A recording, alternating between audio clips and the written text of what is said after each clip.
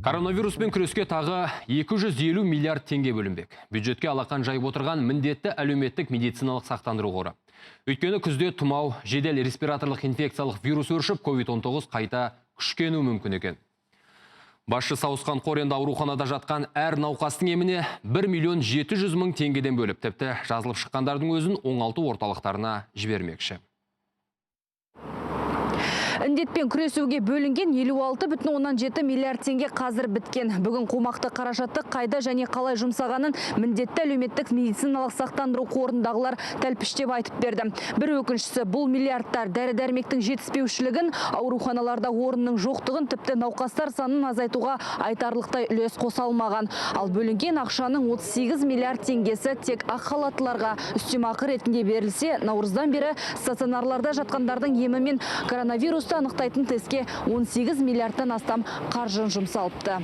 На конец июня маусым айының соңына қарай тауар тасымалдау қызметіне, сондай қауіпті аймақта жұмыс істеген медициналық қызметкерлерге қор 44 миллиард теңгедей төледі.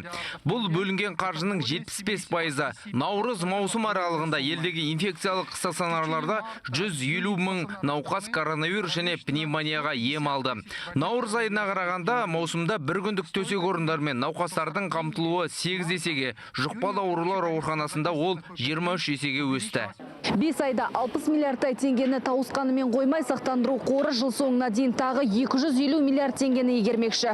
Бұрынғысынан 4 есе көп сома күзде өршейтін тұмау, жедел респираторлық инфекциялық ауруларға коронавирусты емдеуге жұмсаладымыз. Дәл осы күзді күңгірт ететін ауруларды анықтайтын елордадағы лабораториялар қазір қосымша құрал жабдықтар сатып алып жатыр. В настоящее время акиматом города ПТР зерттеулердің санын көбейту үшін жұмыс жасалуда. Біз қазір күздегі түрлі аурулардың асқынатын кезеңіне дайындалып жатырмыз. Сол себепті науқастар қатары артуы мүмкін деген күдікпен елордадағы лабораториялар қосымша құрал жабдықтар сатып алуда.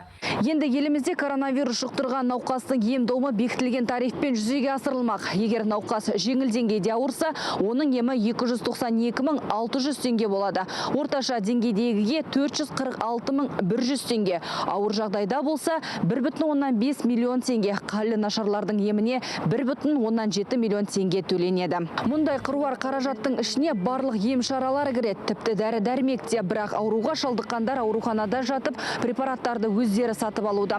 Бұл мәселеге қатысты қор басшылығы брифингте алдымен тұтығып, ұзақ ойланғаннан соң ғана тілшілерге жауап берді. Фонд медицинского страхования Әлеуметтік медициналық сақтандыру қоры науқасты бір күндік төсек орнымен қамту, оның дәрі-дәрмегімен тағы да көрсетілген медициналық қызметтер үшін кеткен шығындарды өтейді. Қолданыстағы заңға сәйкес азаматтардың қалтасынан шығарылған ақшаны қор қайтаруға міндетті емес.